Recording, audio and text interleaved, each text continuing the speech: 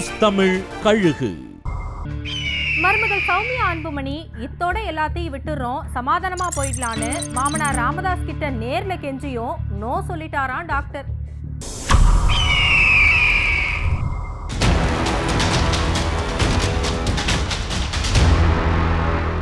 அன்புமணியோட அம்மா சரஸ்வதியோட பிறந்த நாளை போன வெள்ளிக்கிழமை தைலாபுரத்துல கொண்டாடி இருக்காங்க.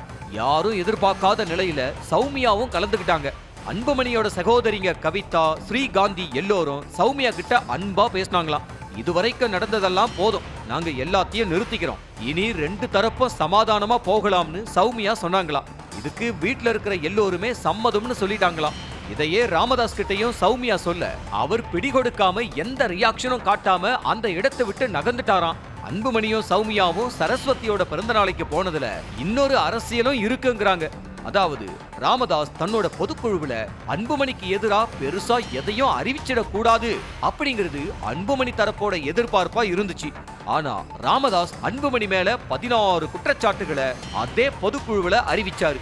கூடவே அந்த பொதுக்குழுவுல பாமக அமைப்பு விதி 35 உருவாக்கி அதன் மூலமா தேர்தல்ல கட்சி சார்பில் போட்டியிடுறவங்களுக்கு கட்சி படிவத்துல ராமதாஸ் மட்டுமே கையெழுத்து போடுவாருங்கிறதையும் அறிவிச்சாரு. சண்டை தொடராது, சமாதானம் வந்துடும்னு நினைச்சு தைலாபுரம் போன அன்புமணிக்கு ராமதாஸோட பொதுக்குழு பெரிய அடி கொடுத்திருக்கிறதா சொல்றாங்க.